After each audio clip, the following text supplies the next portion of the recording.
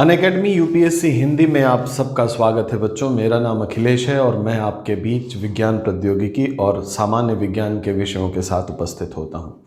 अभी जो क्लास चल रही है ये सामान्य विज्ञान के लिए है और हम लोग पिछली क्लास में सेल बायोलॉजी पढ़ रहे थे। कोशिका के बारे में हम लोगों ने जाना था और हम लोग माइटोकॉन्ड्रिया तक के सेल ऑर्गेनेल्स को जान चुके थे। चलिए इस कड़ी को आगे बढ़ाते हैं और जो नेक्स्ट जो सेल ऑर्गेनेल है इम्पॉर्टेंट वो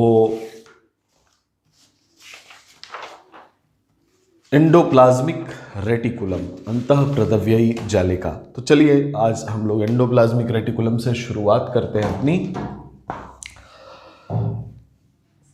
एंडोप्लाज्मिक रेटिकुलम, अगर हम सेल को देखें बच्चों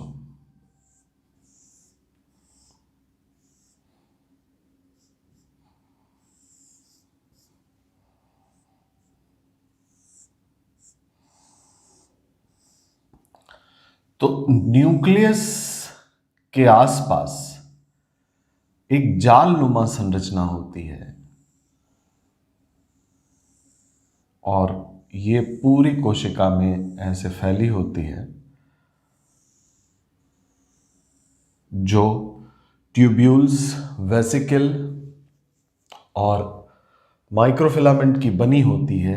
इसे हम कहते हैं एंडोप्लाज्मिक रेटिकुलम। ठीक है बच्चों, एंडोप्लाज्मिक रेटिकुलम जालनुमा संरचना है और सिस्टर्नी, वेसिकल और ट्यूब्यूल की बनी हुई। इसका जो प्रमुख काम होता है वो होता है कोशिका के अंदर जो एंडोस्केलेटन है, आंतरिक कंकाल का काम करती है ये और कोशिका की शेप को बनाए रखती है। तो इसका काम क्या है यहां लिखते हैं हम लोग। एंडोप्लाज्मिक रेटिकुलम का कार्य कोशिका के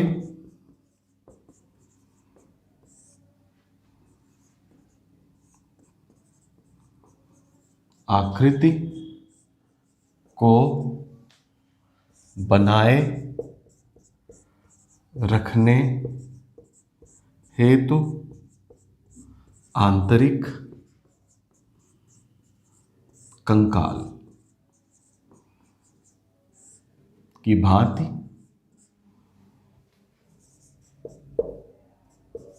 बने रहना है। ठीक है बच्चों, आंतरिक कंकाल की भांति बने रहना, यह है केंद्रक, न्यूक्लियस। उसके बाद एंडोप्लाज्मिक रेटिकुलम होती है और ये एंडोप्लाज्मिक रेटिकुलम को जब हम बहुत ध्यान से देखते हैं तो कुछ एंडोप्लाज्मिक रेटिकुलम की जो सरफेस होती है वो रफ होती है, उस पर राइबोसोम अटैच होते हैं। राइबोसोम क्या होते हैं बच्चों? Ribosome are the site of protein synthesis. Cell organelle है और they are the site of protein synthesis. Cell की प्रोटीन फैक्ट्री होती हैं जहां पे प्रोटीन संश्लेषण का कार्य होता है। आपको पता है कि किसी भी मेटाबॉलिक एक्टिविटी में कोई एंजाइम लगे या कोई भी एडेप्टिव चेंज हो तो वहाँ प्रोटीन का निर्माण होता है। ये ध्यान रखिएगा, ये सेंट्रल डोग्मा है। हम लोग आगे देखेंगे कि डीएनए से मैसेंजर आरएनए बनता है और उससे प्रोटीन बनता है। तो डीएनए के अंदर सूचनाएं हैं हर समस्या का हल ढूंढने के लिए और वो समस्या का जो हल निकालता है वो प्रोटीन के रूप में निकालता है। ठीक है बच्चों, या कोई भी जीन जब एक्सप्रेस होता है तो अंत में वो एक प्रोटीन बनाता है और वो प्रोटीन क्या करता है, जो समस्या हो रही है उसका हल निकालता है। फॉर एग्जाम्पल, आपने खाना खाया और आपके ब्लड में शुगर की मात्रा बढ़ गई। कोशिका को ये सिग्नल जाएगा कि भाई शुगर की मात्रा ब्लड में बढ़ी है। वो कोशिकाएं जो इंसुलिन का स्रावन करती हैं वो इंसुलिन प्रोड्यूस करें। तो आइसोलेट ऑफ लैंगरहैंस में जो बीटा सेल्स हैं पैंक्रियास में, वो क्या करेंगी, वो इंसुलिन बनाएंगी और इंसुलिन प्रोटीन है। ये प्रोटीन बना कब? जब ब्लड में शुगर का लेवल बढ़ा।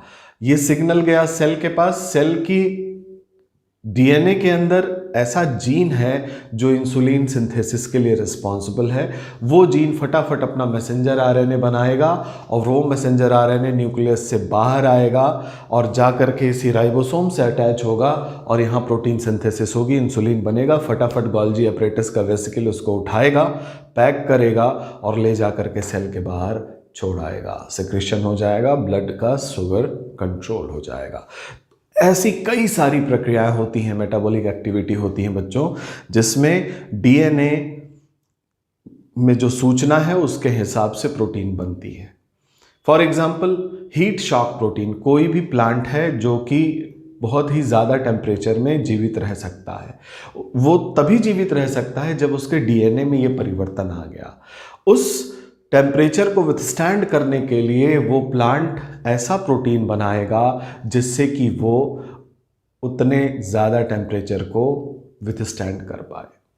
वो सूचना कहाँ अंकित होगी? डीएनए में। डीएनए से वो आएगी राइबोसोम के पास, मैसेंजर आरएनए। हम आगे बात करेंगे, ट्रांसलेशन और ट्रांसक्रिप्शन की बात कर रहे हैं, सेंट्रल डोग्मा आगे हम लोग देखेंगे। अभी हम लोग शुरुआत है सेल बायोलॉजी।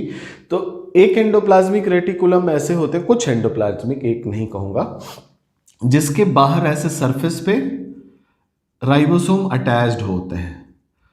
राइबोसोम अटैच्ड होने के कारण इनका जो है सरफेस खुरदरा दिखाई पड़ता है, रफ दिखाई पड़ता है। तो इनको एक नाम दे दिया जाता है। क्या नाम दे दिया जाता है बच्चों? Rough endoplasmic reticulum. Rough endoplasmic reticulum. और कुछ एंडोप्लाज्मिक रेटिकुलम ऐसे होते हैं जिनका सरफेस क्लीन होता है, जिन पे स्मूथ सरफेस होता है, इसलिए इनका नाम दे दिया जाता है smooth endoplasmic reticulum. Smooth endoplasmic reticulum. यानी रफ एंडोप्लाज्मिक रेटिकुलम क्या है? Endoplasmic reticulum plus ribosome.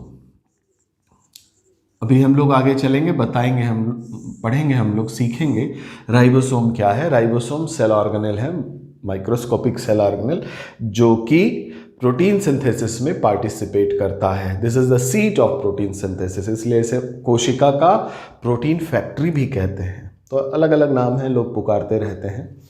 खैर, हम लोग एंडोप्लाज्मिक रेटिकुलम पढ़ रहे हैं। दो तरह के आपको एंडोप्लाज्मिक रेटिकुलम भी हो गए। कौन कौन से?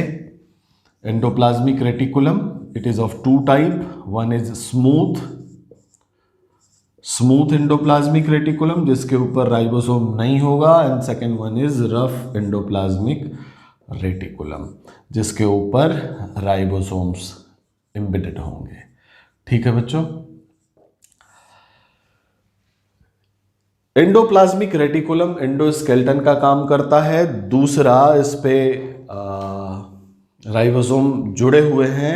और एंडोप्लाज्मिक रेटिकुलम को पोर्टर ने 1953 में 1953, it was porter who have seen it and named it, इसका नाम रखा एंडोप्लाज्मिक रेटिकुलम। हिंदी में इसका नाम बड़ा कठिन है, अंतःप्रदव्ययी जालिका। मैं लिख दे रहा हूं लेकिन आप इंग्लिश वाला ही लिखें, अंतःप्रदव्ययी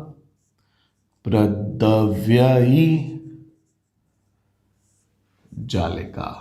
अंतःप्रदव्ययी जालिका एंडोप्लाज्मिक रेटिकुलम। ठीक है बच्चों। काम क्या है इसका? एंडोस्केलेटन बनाता है कोशिका का। एंडोस्केलेटन से कोशिका क्या होती है? उसका इंटीग्रिटी मेंटेन रहता है, उसकी शेप मेंटेन रहती है। तो हम लोग अंतःप्रदव्ययी जालिका के बारे में थोड़ी जानकारी कर लिए। ठीक है बच्चों। अगला जो सेल ऑर्गेनेल है बच्चों वो है राइबोसोम। आइए देखते हैं राइबोसोम क्या है। मैं इसे मिटा देता हूं, या यहीं से शुरू करते हैं, इसी चित्र से। इस चित्र में आप देख रहे हैं कि एंडोप्लाज्मिक रेटिकुलम के सरफेस पे छोटे छोटे स्ट्रक्चर एम्बेडेड हैं जिन्हें राइबोसोम कहा गया। ठीक है बच्चों। These are ribosome. तो हम लोग यही राइबोसोम के बारे में, इसके बारे में पढ़ने जा रहे हैं। तो राइबोसोम क्या है जरा देखते हैं। राइबोसोम बहुत छोटे हैं सेल ऑर्गेनेल्स, इनको आप इलेक्ट्रॉन माइक्रोस्कोपी से ही देख सकते हैं, कंपाउंड माइक्रोस्कोप से नहीं देख सकते। So they are minute cell organelle can be seen by electron microscope. Electron microscope आपको बता दिया था मैंने, इलेक्ट्रॉन माइक्रोस्कोप की खोज नाल और रास्का ने कर दी थी, जिसमें हम प्रकाश की जगह इलेक्ट्रॉन बीम का यूज़ करते हैं ताकि उसकी 3D रिवीलिंग कर सकें और भी प्रिसाइज माइक्रोस्कोपी हो सके। ठीक है बच्चों, और जब इलेक्ट्रॉन माइक्रोस्कोप की खोज हुई तभी जा कर के सेल बायोलॉजी या फिर एक जो क्रांतिकारी परिवर्तन था, चाहे वो फिजिक्स में रहा हो चाहे वो बायोलॉजी में रहा हो, उसके बाद ही आया। तो इलेक्ट्रॉन माइक्रोस्कोप का खोज जो है एक बहुत बड़ा माइलस्टोन है विज्ञान के क्षेत्र में। उसके बाद तो बहुत सारे माइक्रोस्कोप की खोज हुई है जो कि नैनो टेक्नोलॉजी में यूज़ होते हैं, उसके बारे में चर्चा हम लोग वहाँ करेंगे बच्चों। फिलहाल राइबोसोम क्या है? राइबोसोम सेल ऑर्गेनेल है जहाँ पे प्रोटीन संश्लेषण होता है, प्रोटीन संश्लेषण। ठीक है बच्चों, इसलिए इसे कोशिका का प्रोटीन फैक्ट्री कहा जाता है, प्रोटीन फैक्ट्री। इसे कोशिका की प्रोटीन फैक्ट्री भी कहा जाता है, कोशिका की प्रोटीन फैक्ट्री यानी जहां प्रोटीन का निर्माण हो। पैलाडे ने इसे 1955 में पहली बार देखा यानी ढूंढा। तो खोज इसकी पैलाडे ने की 1955 में, 95 लिख दिया, 1955, ध्यान रखिएगा, नाम याद रखिएगा, पैलाडे हु डिस्कवर्ड इट। और इसके बारे में एक बात कही जाती है कि कोई भी सेल बिना न्यूक्लियस के हो सकता है, जैसे कि हमारे जो आरबीसी होती है, mammalian RBC, it is E nucleated. बिना माइटोकॉन्ड्रिया के भी हो सकता है, क्लोरोप्लास्ट के भी हो सकता है, लेकिन बिना राइबोसोम का सेल का एग्जिस्टेंस नहीं है। तो no cell can be possible without ribosome. Just imagine the importance of this cell organelle. तो ये लिख सकते हैं कि बिना राइबोसोम के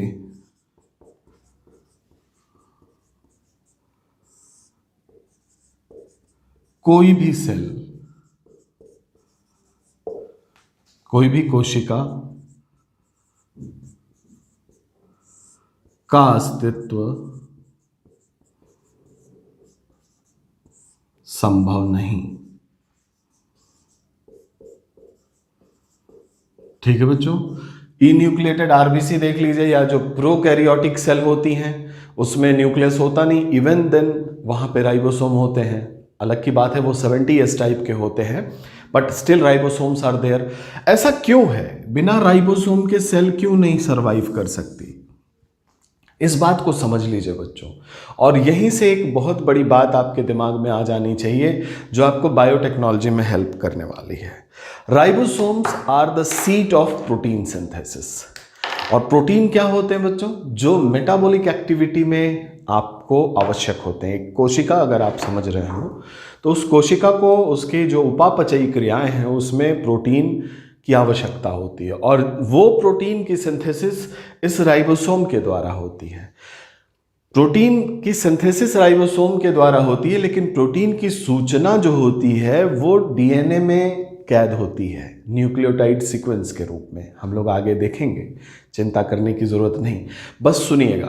यानी जो प्रोटीन इस फैक्ट्री को बनाना है, इस किचन में जो बननी है प्रोटीन, उसकी रेसिपी डीएनए के पास है, और डीएनए से एक पोस्टमैन आता है राइबोसोम तक, उसका नाम होता है मैसेंजर आरएनए, जो उस रेसिपी को लेके आता है और राइबोसोम को दे देता है। राइबोसोम उसको पढ़ता है, प्रोसेस करता है। इसके और भी दोस्त होते हैं वहाँ पे, पढ़ के प्रोसेस करके उसके जैसे जो जो रेसिपी लिखी रहती है कि इसके बाद ये डालना, इसके बाद ये डालना, तो आप जो है आपका सांभर तैयार हो जाएगा, समथिंग लाइक दैट। उसमें रेसिपी लिखी होती है कि कौन से अमीनो एसिड कब लगाने हैं। और ट्रांसफर आरएनए दोस्त होता है राइबोसोम का, जो उठा उठा के अमीनो एसिड लाता है और प्रोटीन बन जाती है। यानी कि किसी भी मेटाबॉलिक एक्टिविटी के लिए आपको प्रोटीन की आवश्यकता है, और वो प्रोटीन बनाने का कार्य राइबोसोम के बगैर हो ही नहीं सकता। और हर सेल को अपनी पूरी लाइफ में मेटाबॉलिक एक्टिविटी करनी ही करनी होती है। तो अगर राइबोसोम नहीं रहेगा तो वो मेटाबॉलिक एक्टिविटी कैसे परफॉर्म कर पाएंगे। That's why it is said कि no cell can be possible without ribosome. So existence of ribosome ensure the existence of cell. बाकी सेल ऑर्गेनेल नहीं है, no problem, but you require ribosome. So this is the most important cell organelle in my opinion. तो ये है ribosome, और इसको protein factory कहते हैं। दो तरह के होते हैं बच्चों, इनकी टाइप्स देखो तो ये दो तरह के होते हैं। एक होता है 70S और दूसरा होता है 80S। 70S वाले जो राइबोसोम होते हैं वो प्रोकैरियोटिक सेल में होते हैं, प्रोकैरियोटिक सेल में। प्रोकैरियोटिक सेल जैसे कि बैक्टीरिया, आर्किया, साइनोबैक्टीरिया, ये सारे क्या हैं, प्रोकैरियोटिक सेल है। 80S राइबोसोम यूकैरियोटिक सेल में होते हैं, they are in eukaryotic cell. Eukaryotic cell का मतलब हुआ जिसमें ट्रू न्यूक्लियस हो। प्रोकैरियोटिक सेल का मतलब हुआ जिनमें इंसिपिएंट न्यूक्लियस हो। तो यूकैरियोटिक सेल लाइक अस, ढेर सारे जो प्लांट्स हैं, प्रोटोजोअन्स हैं, उनके बाद जितना भी आप देखेंगे वो ऑल आर यूकैरियोटिक। और जो प्रोटिस्टेंस हैं वो जिसमें बैक्टीरिया हैं और बहुत कुछ है, हम लोग जब विटेकर का 5 किंगडम क्लासिफिकेशन पढ़ेंगे वहाँ से ये चीज़ें बिल्कुल क्लियर हो जाएंगी। So 70S type of ribosomes are present in prokaryotic cell while 80S ribosome are present in eukaryotic cell. अब आप पूछोगे कि सर S का मतलब क्या है, तो यहाँ जो S है बच्चों वो है स्वेडबर्ग कांस्टेंट। स्वेडबर्ग कांस्टेंट, नियतांक हिंदी में ही लिखते हैं, स्वेडबर्ग नियतांक। अब इसके बारे में अगर कहानी आपको बताऊंगा तो ये फिर ऑप्शनल की क्लास हो जाएगी। स्वेडबर्ग नियतांक क्या होते हैं, जब सेल ऑर्गेनेल्स को पृथक करने के लिए अल्ट्रा सेंट्रीफ्यूगेशन करते हैं तो on the very basis of their Svedberg constant वो पृथक होते हैं। समझ रहे हैं बच्चों, तो इसे ही स्वेडबर्ग कांस्टेंट कहा गया। तो अब सिर्फ यही जानिए कि what is S, 70S for prokaryotic cell and 80S for eukaryotic cell. अच्छा, इसमें दो सब यूनिट होती हैं, एक चित्र के माध्यम से, इसका पहले स्क्रीनशॉट लीजिए फिर हम लोग दोनों सब यूनिट देख लें क्या होती हैं राइबोसोम की। ठीक है बच्चों, दो टाइप हैं, इलेक्ट्रॉन माइक्रोस्कोप से ही इन्हें देख सकते हैं। प्रोटीन संश्लेषण की ये सीट है और यहीं पे प्रोटीन संश्लेषण होता है, इसे कारण से इसे प्रोटीन फैक्ट्री कहा जाता है कोशिका का। ठीक है बच्चों, अब हम लोग चर्चा करने वाले हैं 70S और 80S राइबोसोम के स्ट्रक्चर की। उसमें दो सब यूनिट होती हैं, क्या होती हैं वो आप जानते रहिए। 70S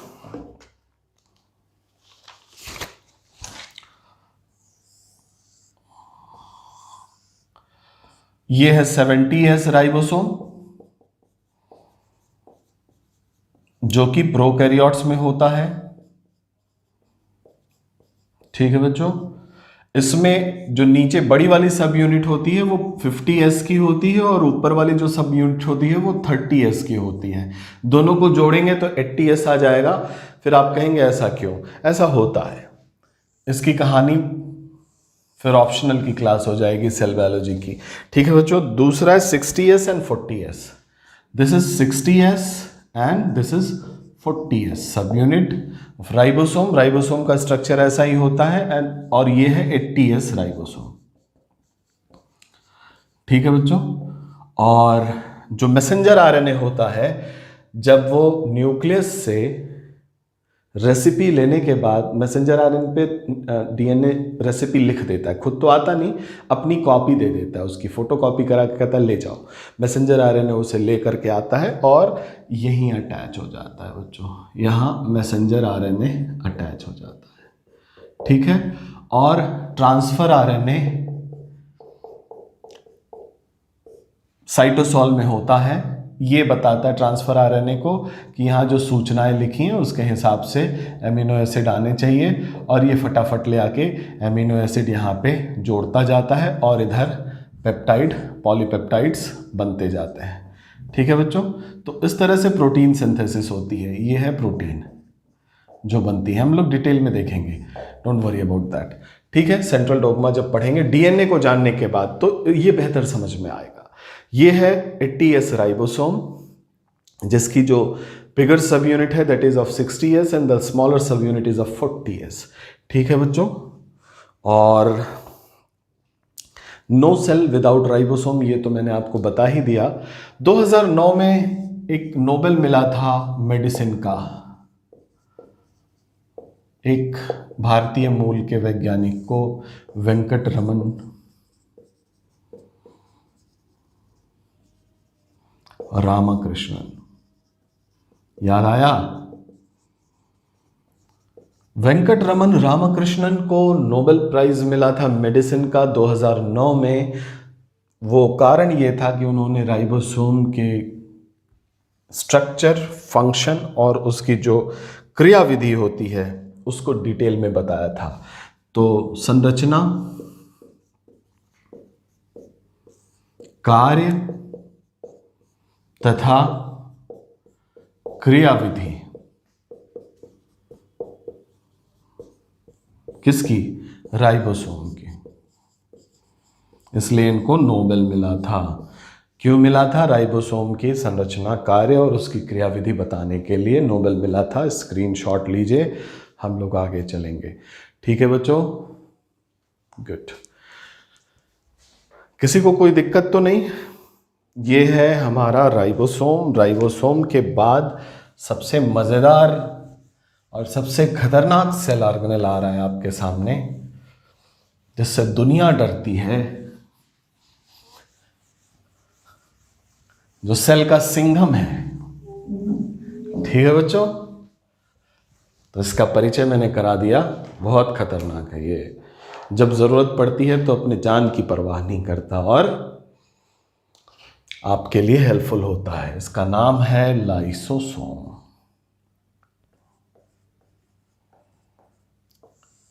lysosome. ठीक है बच्चों, they are the small cell organelles, और इसको सुसाइडल बैग कहा जाता है। यहीं से शुरुआत करते हैं इसके परिचय का, कि आत्मघाती थैली। आत्मघाती थैली क्यों है बच्चों? क्योंकि इसके अंदर हाइड्रोलिटिक एंजाइम होते हैं, डाइजेस्टिव एंजाइम, जो सेल को भी गला दे, अपने फट जाता है और पूरी सेल को खत्म कर देता है। तो आत्मघाती थैली इसलिए है क्योंकि इस बैग में हाइड्रोलिटिक एंजाइम होते हैं। ठीक है बच्चों, हाइड्रोलिटिक एंजाइम होते हैं इस बैग में, और क्रिश्चियन डी डवे ने इसकी खोज की थी। क्रिश्चियन बेल मत लिखिएगा, क्रिश्चियन डी डवे। दुबे लिखा हुआ है इंग्लिश में, but it is Dave, not Dubey. In 1955 Christian D डवे ने 1955 में लाइसोसोम की खोज की थी। लाइसोसोम बनते किससे हैं बच्चों? ये जान लीजिए। लाइसोसोम का निर्माण गोल्गी बॉडी, अभी आगे हम लोग पढ़ेंगे, गाल्जी काय से होता है। तो लाइसोसोम का निर्माण गाल्जी काय से होता है। ठीक है बच्चों, they are suicidal bag. This is the important thing. Why they are termed as suicidal bag? क्योंकि उनमें हाइड्रोलिटिक एंजाइम होता है। तो ये क्या अपने मन से फट जाते हैं क्या? नहीं, होता ऐसा है बच्चों, जब सेल के अंदर कोई पैथोजन आ जाता है, फॉरेन पार्टिकल आ जाता है, जिससे बाकी आसपास की कोशिकाओं के अस्तित्व पे संकट मंडराने लगता है, तब इन्हें सिग्नलिंग होती है कि देखो तुम्हारा काम आ गया है, अब जो है फटो और ख़त्म करो इन्हें, यहीं रोको। तो ये तब फटते हैं। तो they are protective mechanism of your body. आपने कभी, आपको छोटी मोटी फोड़े फुंसियाँ हुई होंगी तो आपने देखा होगा कि पहले वो स्वेलिंग हुई, वहाँ गर्मी हुई, चारों तरफ लालिमा हुई और उसके बाद उसमें पस भर गया। एक्चुअली ये जो पस फॉर्मेशन होता है that is because of this lysosome bursting. होता क्या है, किसी कारणवश वहाँ इडेमा हुआ, इन्फेक्शन हुआ। अब वो इन्फेक्शन आगे ना बढ़े, सेल उसके लिए तैयार हो जाती हैं अपनी आत्मोत्सर्ग के लिए, सेल्फ सेक्रीफाइस के लिए। और मैं एक चित्र के माध्यम से समझाने का प्रयास कर रहा हूं। ये हैं कोशिकाएं,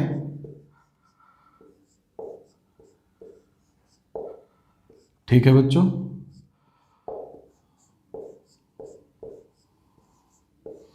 और ध्यान रखिएगा ये जीएस की क्लास है। कुछ बच्चे जो बायोलॉजी के होंगे, ट्रेडिशनल बायोलॉजी के, वो इसमें अपने आप को अटपटा सा महसूस न करें, क्योंकि इस क्लास को सिंप्लीफाई किया गया है कि उन सबको समझ में आए जो विज्ञान नहीं पढ़े हैं। और आप चूंकि विज्ञान पढ़े हैं इसलिए एपोप्टोसिस के क्या प्रोसेस होते हैं, सेल डेथ की क्या प्रोसेस होती हैं, लाइसोसोम कब फटते हैं, आपको ध्यान में रखना चाहिए। जीएस में बहुत डिटेल नहीं पूछता, जहां तक पूछता है वहां तक बताने का प्रयास हो रहा है। तो जो साइंस के बच्चे हों, खास करके लाइफ साइंस के, वो इसका आनंद उठाएं और जो डिटेल है उसको वो अपनी किताब से पढ़ेंगे, क्योंकि ये सुपरफिशियल केवल एक परिचय है लाइसोसोम की एक्टिविटी का। सेल सिग्नलिंग वगैरह ये आपको पता है कि कितना कठिन टॉपिक होता है, जिसको यहाँ बता पाना भी संभव नहीं है और जीएस में उसकी आवश्यकता भी नहीं है। मान लीजिए ये कोशिकाओं का एक ग्रुप है बच्चों, और इस कोशिका में ये वाली जो कोशिका है इसमें इन्फेक्शन आया, कुछ बैक्टीरिया अंदर आ गए और इन्फेक्ट कर दिया इस सेल को। अब क्या होगा, इस सेल के आसपास की ये जो कोशिकाएं होंगी वो क्या करेंगी, वो अपने लाइसोसोम से कहेंगी, पहले तो इसे आपकी प्रतिरक्षा प्रणाली रोकने का प्रयास करेगी। रुक गया तो ठीक, नहीं रुका तो फिर ये लाइसोसोम से कहा जाएगा कि अब तू फट, क्योंकि अगर तुम नहीं फटोगे तो ये इन्फेक्ट करेंगे बाकी को। तो क्या होगा कि ये जो सेल है आसपास की, इसके अंदर के लाइसोसोम्स फट जाएंगे और इस सेल को खत्म कर देंगे। अब इस बैक्टीरिया के चारों तरफ एक ऐसा हर्डल बन जाएगा जो पस से भरा हुआ है, जो डेड सेल से भरा हुआ है। तो बैक्टीरिया को तो जीवित को चाहिए या वायरस को भी जीवित कोशिका चाहिए, लेकिन जब ये डेड सेल हो जाएंगी तो बैक्टीरिया यहां सरवाइव नहीं करेंगे और धीरे धीरे ये भी मर जाएंगे। प्रतिरक्षा प्रणाली आपका काम कर रही है। अब क्या होगा, पस बनने के बाद ये पस शरीर से निकाल दिया जाएगा और निकालते ही जो ये घाव तो होगा आपके पास छोटा सा, लेकिन ये घाव फिर हील होगा और नई कोशिकाएं बनेंगी और अंत में हीलिंग हो जाएगी। ठीक है बच्चों, स्किन पहले जैसी हो जाएगी। तो यहां जो पस फॉर्मेशन था थोड़ी देर पहले जो आपने देखा, वो पस फॉर्मेशन या बैक्टीरिया के प्रकोप को या पैथोजन के प्रकोप को आगे न जाने देने के लिए लाइसोसोम का फटना जरूरी था। लाइसोसोम ने आत्मोत्सर्ग किया, खुद अपने को मारा, जिससे पूरी की पूरी सेल को खत्म किया गया, क्योंकि उसमें हाइड्रोलिटिक एंजाइम है, और बैक्टीरिया की ग्रोथ फर्दर सेल को, जो और सेल थी उसको नहीं हुई। That's why it is called as suicidal bag, आत्मघाती थैली।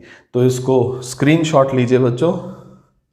इमरजेंसी जब भी होती है लाइसोसोम को पुकारा जाता है और ये मदद करता है कोशिका को समाप्त करने में, और कब जरूरत पड़ती है आपको मैंने बता दिया। ठीक है बच्चों, अगला सेल ऑर्गेनेल है गोल्गी बॉडी, गाल्जी काय। आइए देखते हैं गाल्जी काय क्या है।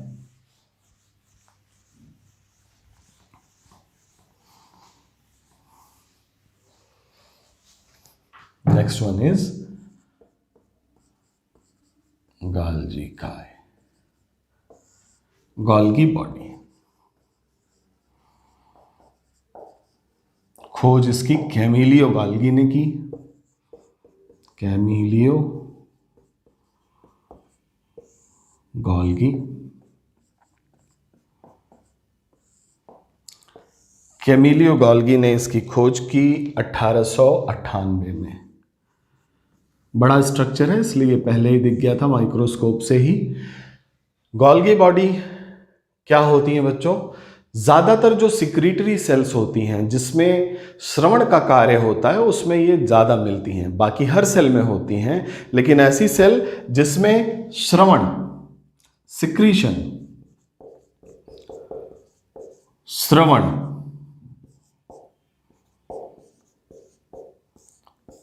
उसमें ये ज़्यादा मिलती हैं, सिक्रीटरी सेल में ज़्यादा मिलती हैं और इनका काम ही है, मेन पर्पज़ ही है इनका सिक्रीशन।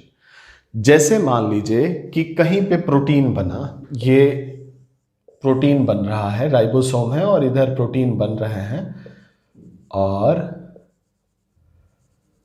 गोल्गी बॉडी में छोटी छोटी वेसिकल्स होती हैं। आप इसको ऐसे इमेजिन कर लो कि एक ट्रक से बालू आ गया आपके घर के बाहर और उसे छोटी छोटी जो ट्रॉली है उससे आपने, गली में नहीं आ सकता था, वहां से आप अपने घर तक ले आए। गोल्गी बॉडी की वेसिकल ठीक वैसा काम करती हैं। इसमें वेसिकल होती हैं, वो क्या करती हैं, जहां प्रोटीन बन रहा है वहां पहुंच जाती हैं ऐसे, और इस प्रोटीन को इसमें अपलोड कर लेती हैं। पैकिंग वगैरह होती है, वो काफ़ी हायर स्टडीज़ में पढ़ाया जाता है। ये प्रोटीन है और इसको वेसिकल, ये वेसिकल है किसका? गोल्गी बॉडी का पार्ट होता है, छोटी छोटी वेसिकल, ट्रॉली आप ऐसे समझ लो। और इस प्रोटीन को ये पैक करके, मान लीजिए ये सेल है, अब इस प्रोटीन को दूसरी सेल में ले जाना है तो ये वेसिकल यहाँ ले आएंगी और यहाँ पर उसको छोड़ देंगी, सिक्रीट कर देंगी वो दूसरी सेल में, या यहीं पे अगर मान लीजिए ब्लड वेसल्स हैं, ब्लड वेसल्स हैं, यहां से चल रही हैं, ब्लड वेसल्स जा रही हैं, इसको ब्लड में पोर कर देंगी। तो ये काम क्या कौन करता है? सिक्रीशन का काम गोल्गी बॉडी, और वेरी स्पेसिफिकली गोल्गी बॉडी की वेसिकल्स।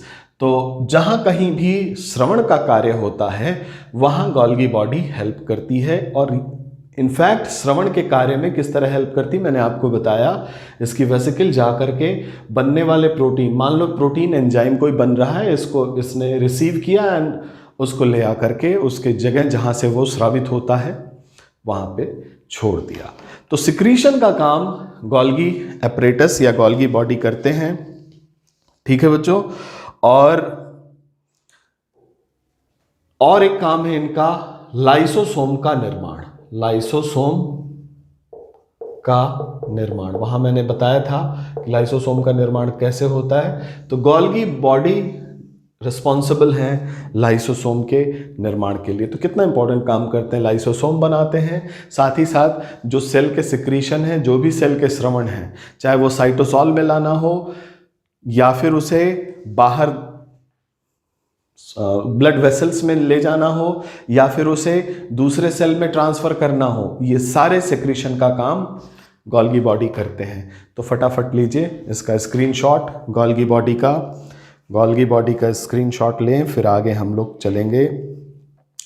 लाइसोसोम बनाते हैं और सिक्रीशन प्रोडक्ट, जितने भी हार्मोन आप देख रहे हैं, उनके बनने के बाद उन्हें पैक करके सिक्रीशन तक का जो सफ़र होता है वो गोल्गी एपरेटस तय करते हैं। और इसमें जो वेसिकल है, छोटी छोटी ट्रॉलियाँ हैं इनकी, उसमें ये भर भर के फटाफट सेल के चारों तरफ जहाँ इसकी आवश्यकता हो लेके पहुँच जाते हैं। तो देखिए सेल ही अपने आप में कितना इंटीग्रल एक फैक्ट्री की तरह काम करता है, जिसमें सबके काम बटे हुए हैं, डिवीज़न ऑफ लेबर है, हर सेल ऑर्गेनेल को कोई जिम्मेदारी मिली हुई है और ये चीज़ें सतत चलती रहती हैं और आपको पता भी नहीं चलता। तो हमारी गोल्गी बॉडी हेल्प करती है। अगला है बच्चों वैक्यूल, रिक्तिका। वैक्यूल,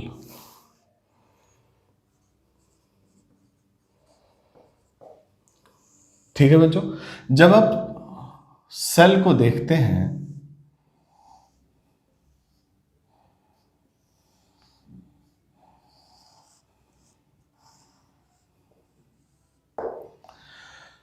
ये मैं डिटेल नहीं बना रहा, ये प्लांट सेल है जिसमें सेल वॉल आपको दिख रही है। मुझे एनिमल सेल भी बनाना चाहिए जिसमें सेल वॉल ना दिखे, तो ये प्लांट सेल है। इस प्लांट सेल में बच्चों वैक्यूल पाई जाती हैं जो एक सिंगल मेम्ब्रेन से घिरी होती हैं। ऐसे खाली स्थान होता है, यद्यपि ये खाली नहीं होता, इसके अंदर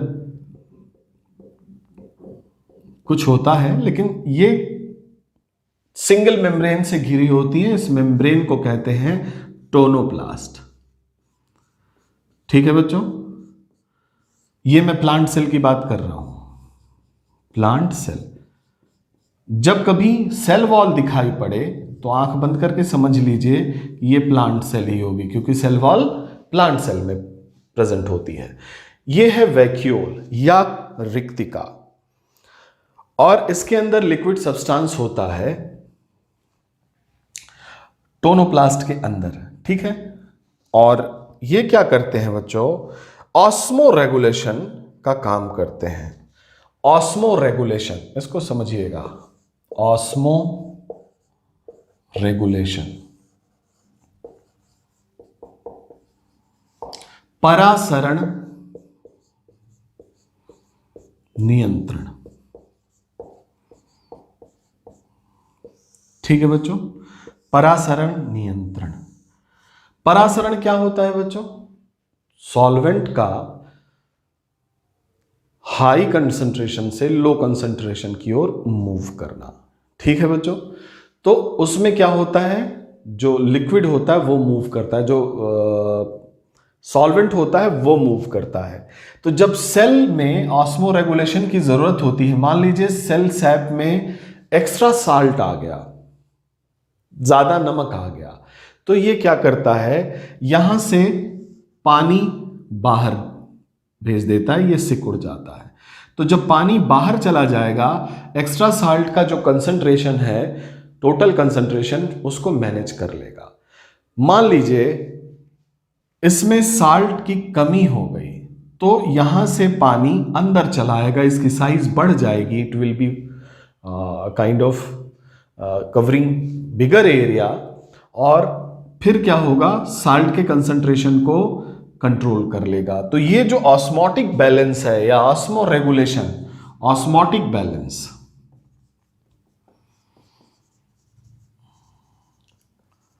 ये काम जो है वैक्यूल का है।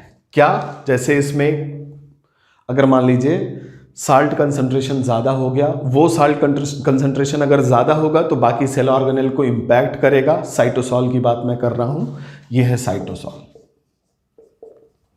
सेल ऑर्गेनेल्स है। अब यहां अंदर साल्ट कंसंट्रेशन ज्यादा हुआ, फटाफट यहां से द्रव जो है मूव करेगा और इस साल्ट कंसंट्रेशन को इक्विलिब्राइज करेगा, उसको साम्य अवस्था में लाएगा, ताकि सेल ऑर्गेनेल्स डिस्टर्ब ना हो, मेटाबॉलिक एक्टिविटी चलती रहे, क्योंकि एंजाइम एक्टिविटी, मेटाबॉलिक एक्टिविटी या सेल ऑर्गेनेल बहुत ही सेंसिटिव होते हैं। साल्ट कंसंट्रेशन बढ़ने या घटने पे वो फेल कर जाते हैं। अब मान लीजिए साल्ट कंसंट्रेशन यहां कम हो गया, उस स्थिति में यहां का पानी जो होगा, साइटोसॉल का जो वाटर होगा, वो वैक्यूल में चला आएगा। फिर से यहां इक्विलिब्रियम मेंटेन हो गई कि नहीं, यस ऑब्वियसली। तो ये जो काम करता है ऑस्मो रेगुलेशन का या ऑस्मोटिक बैलेंस का या परासरण नियंत्रण का, वो काम रिक्तिका को दिया गया है, जो कि प्लांट सेल में काफी बड़ी होती है, वेल डेवलप्ड होती है, और जंतु कोशिका में बहुत छोटी होती हैं अथवा नहीं होती। जंतु कोशिका में बहुत छोटी होती हैं, छोटी भी हो सकती हैं और एब्सेंट भी हो सकती हैं। ठीक है बच्चों, रिक्तिका, वैक्यूल काम इनका है ऑस्मोटिक बैलेंस, परासरण नियंत्रण। तो इसका स्क्रीनशॉट लीजिए। वैक्यूल का मेम्ब्रेन होती है, सिंगल मेम्ब्रेनस स्ट्रक्चर अंदर, जिसको टोनोप्लास्ट कहते हैं। ठीक है बच्चों। Osmoregulation of the cell. चलिए अगला सेल ऑर्गेनल है प्लास्टिड। इंपॉर्टेंट है, ध्यान दीजिएगा। अक्सर लोग कंफ्यूज हो जाते हैं। Plastids are absent in animal cell, plastids are present only in plant cell. ठीक है बच्चों। नेक्स्ट है प्लास्टिड, लवक, हिंदी में इन्हें कहते हैं लवक। ठीक है बच्चों। इसको सबसे पहले ढूंढा था, खोज इसकी की थी हीकेल ने, लेकिन इसका नामकरण किया था शिम्पर ने। ठीक है बच्चों, दो वैज्ञानिक जुड़े हुए हैं, इसलिए ध्यान दीजिए। कंफ्यूज आप रहते हैं कि ढूंढा था शिम्पर ने और हीकल ने क्या किया था। और इसमें जो क्लोरोप्लास्ट है उसको सबसे पहले शिम्पर ने ढूंढा था, क्योंकि जो लवक होते हैं वो 3 तरह के होते हैं, अभी मैं बताऊंगा। तो यहां देख लीजिए, जो प्लास्टिड की खोज की थी वो हीकल ने की थी, लेकिन इसका नॉमेनक्लेचर वो किया था शिम्पर ने। ठीक है बच्चों, शिम्पर महोदय ने लवक का नॉमेनक्लेचर किया था। ठीक है। और ये 3 तरह के होते हैं। They are of 3 types. पहला है ल्यूकोप्लास्ट, ल्यूकोप्लास्ट 3 तरह के होते हैं, 3 प्रकार, ध्यान दीजिएगा। 3 प्रकार के होते हैं। पहला है ल्यूकोप्लास्ट, दूसरा है क्रोमोप्लास्ट,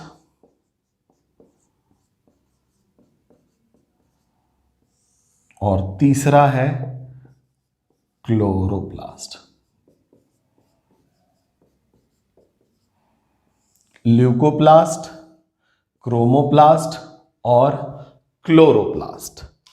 ठीक है बच्चों। ल्यूकोप्लास्ट में कोई भी रंजक नहीं पाए जाते, कोई भी पिगमेंट नहीं पाया जाता, इसलिए ये कलरलेस होता है। तो ये है रंगहीन। रंगहीन क्यों? क्योंकि पिगमेंट नहीं पाए जाते। पिगमेंट क्या है अभी हम लोग चर्चा करेंगे। पिगमेंट नहीं पाए जाते। ठीक है बच्चों। अच्छा, क्रोमोप्लास्ट और क्लोरोप्लास्ट को हम अभी पढ़ेंगे, पहले हम लोग जरा ल्यूकोप्लास्ट को देख लेते हैं। रंगहीन, पिगमेंट नहीं पाए जाते, कलरलेस है,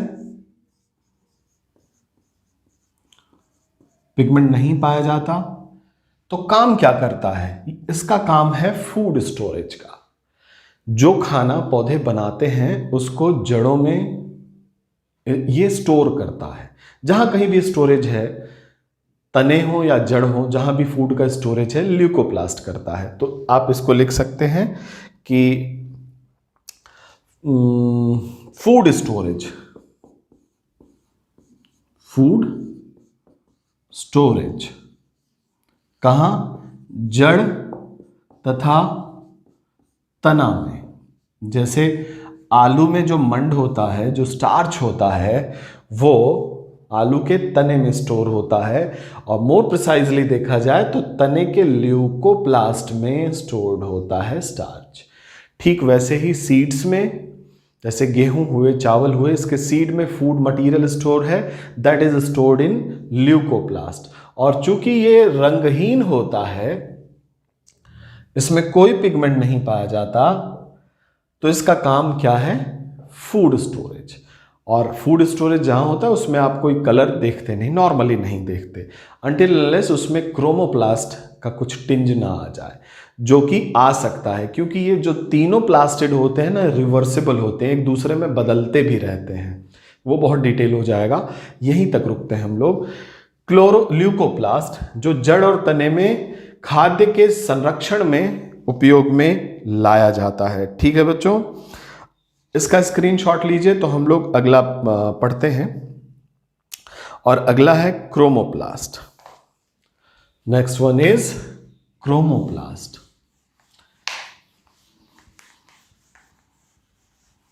हम लोग प्लास्टिड पढ़ रहे हैं, प्लास्टिड में दूसरा है क्रोमोप्लास्ट। क्रोमोप्लास्ट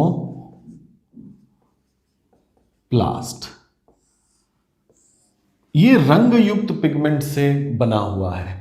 कई सारे कलर, आप जहां कहीं भी कलर देखें, चाहे वो पुष्प में हो चाहे वो फलों में हो, वो सब क्रोमोप्लास्ट है। बहुत ही क्लियर कट कलर्स होते हैं। तो आप लिखिए कलर्ड प्लास्टिक, रंग युक्त प्लास्टिड जो फल, फूल तथा पौधे के रंग युक्त भाग में पाया जाता है। जो भी आप कलर देखते हैं बच्चों प्लांट किंगडम में, वो सारा कुछ क्रोमोप्लास्ट के कारण है। और इसके कई टाइप्स होते हैं, सब टाइप्स होते हैं, जैसे लाइकोपीन, जैसे carotene, xanthophyll, carotenoid, all are chromoplast. For example lycopene कहां पाया जाता है, कोई बताएगा? ये पाया जाता है टमाटर में, टोमेटोस। कैरोटीन कहां पाया जाता है? गाजर में, कैरेट में, नाम ही कैरोटीन पड़ा, गाजर। Xanthophyll,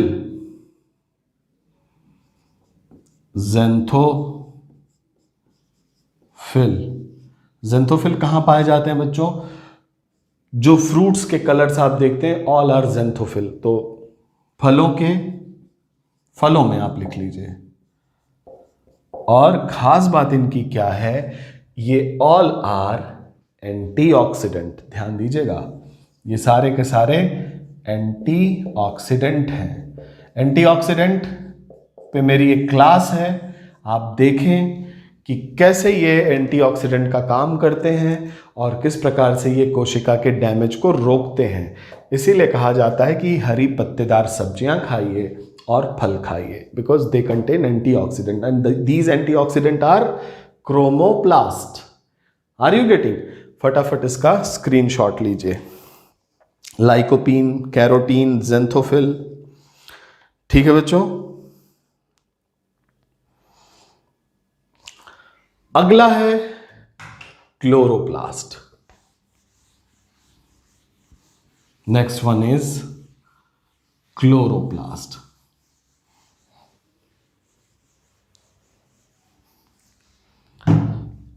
third chloroplast.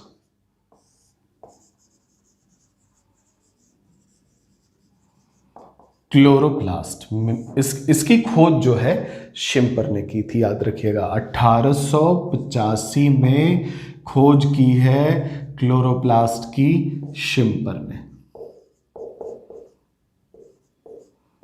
जबकि लवक जो था, प्लास्टिड जो था, उसका नाम दिया था शिम्पर ने, खोज की थी हीकल ने। लेकिन उसी प्लास्टिड का जो तीसरा टाइप है जिसे क्लोरोप्लास्ट कहते हैं, वो खोज शिम्पर ने की थी।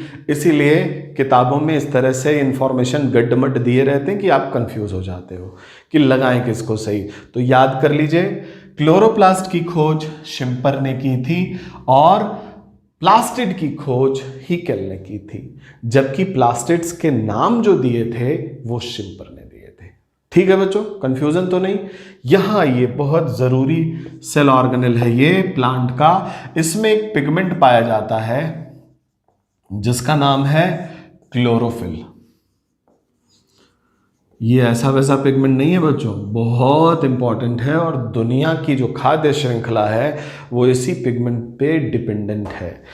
ये वही एंटीना है बच्चों जो हमें डायरेक्ट फूड देता है। जरा सोचिए, अगर क्लोरोप्लास्ट नहीं होता तो प्लांट्स फोटोसिंथेसिस नहीं करते, हम खाते क्या?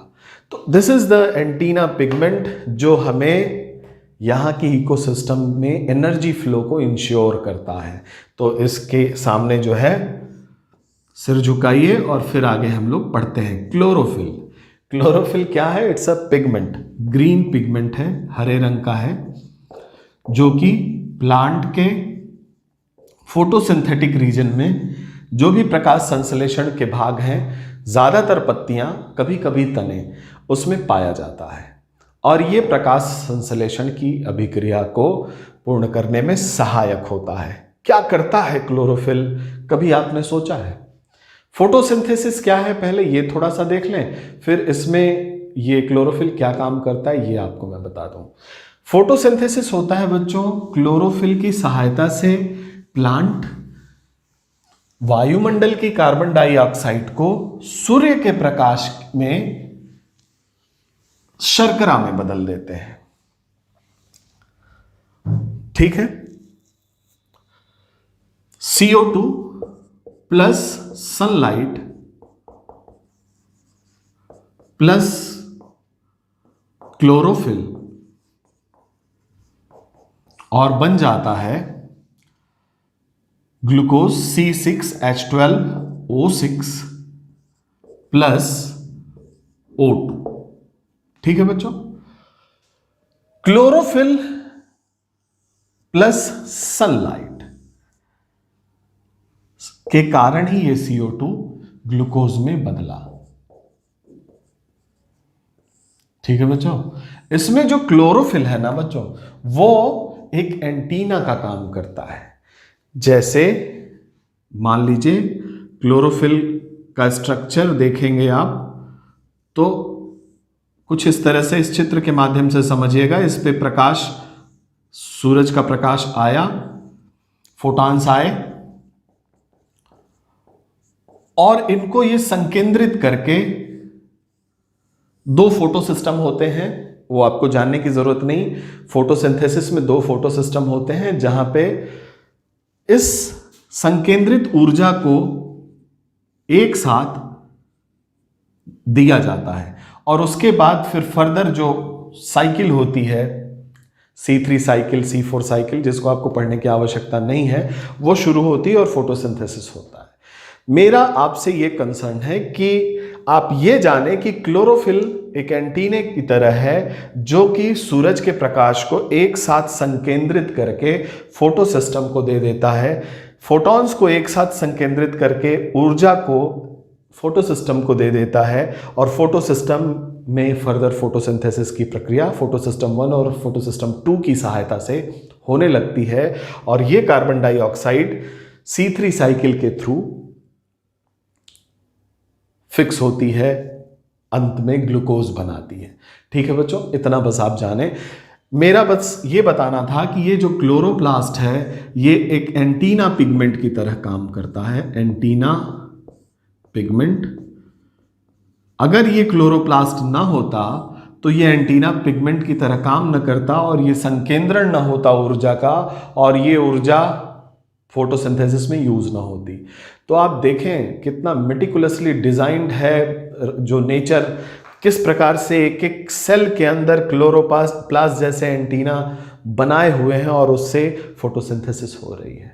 ठीक है बच्चों, तो अगर क्लोरोप्लास्ट ना होता, क्लोरोप्लास्ट के अंदर क्लोरोफिल ना होता, तो ये काम ना हो पाता। ठीक है, बाकी डार्क रिएक्शन, लाइट रिएक्शन, इस सबको आपको जानने की जरूरत अभी नहीं है।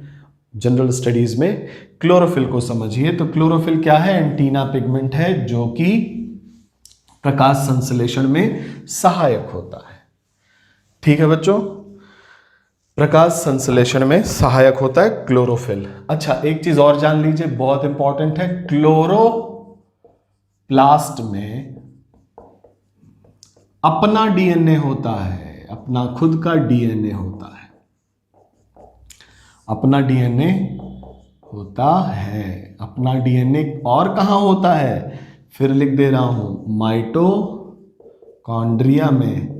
तो अपना डीएनए होने के कारण माइटोकॉन्ड्रिया को क्या कहते हैं, semi autonomous, semi autonomous structure. तो क्लोरोप्लास्ट के पास भी अपना डीएनए है, तो ये भी तो कहेगा, मुझे भी कहो सेमी ऑटोनॉमस स्ट्रक्चर। तो ये क्लोरोप्लास्ट को भी हम लोग सेमी ऑटोनॉमस स्ट्रक्चर कहते हैं। क्यों? क्योंकि इसका अपना डीएनए होता है। इसको स्क्रीनशॉट ले लिए होंगे अब तक आप, ठीक है बच्चों। और फोटोसिंथेसिस परफॉर्म करता है, ये तो आप जान ही गए, जिसमें एटमॉस्फेरिक कार्बन डाइऑक्साइड को फिक्स करके कार्बोहाइड्रेट बनाया जाता है। इसके बाद अगला जो सेल ऑर्गेनेल है बच्चों, दैट इज वेरी इंपॉर्टेंट, वो है न्यूक्लियस, जो कि कोशिका का मास्टर कंट्रोल सिस्टम है। ठीक है, अगला है केंद्रक, केंद्रक दैट इज न्यूक्लियस, और it is the master control system, master control of cell. कोशिका का ये मास्टर कंट्रोल है, और इसकी खोज की थी रॉबर्ट, ये दूसरे वाले रॉबर्ट हैं, ब्राउन। रॉबर्ट ब्राउन ने इसकी खोज की थी, किसमें की थी, ऑर्किड। ऑर्किड तो आप सभी जानते हैं, फूलों से बड़ा गहरा रिश्ता होता है इस उम्र में। तो ये जो ऑर्किड्स होते हैं, ज़्यादातर ये टेम्परेट रीजन के फ्लावर्स हैं, अब तो हर जगह मिलने लगे हैं, but these are present in temperate region. और इसकी रूट, इसकी जड़ को वो देख रहे थे, उसके मेरिस्टेम को, और उन्हें न्यूक्लियस दिखाई पड़ा। तो रॉबर्ट ब्राउन ने पहली बार न्यूक्लियस की खोज की, और सारे यूकैरियोटिक सेल में, all eukaryotic cell except few, all eukaryotic cell, सभी यूकैरियोटिक कोशिका में, लगभग सभी, ऑल नहीं लिखेंगे गलत हो जाएगा, यूकैरियोटिक कोशिका में न्यूक्लियस पाया जाता है। लेकिन कुछ कोशिकाओं में न्यूक्लियस नहीं पाया जाता। कौन कौन सी कोशिकाएं हैं, लिख लीजिए। पहली है मैमेलियन आरबीसी,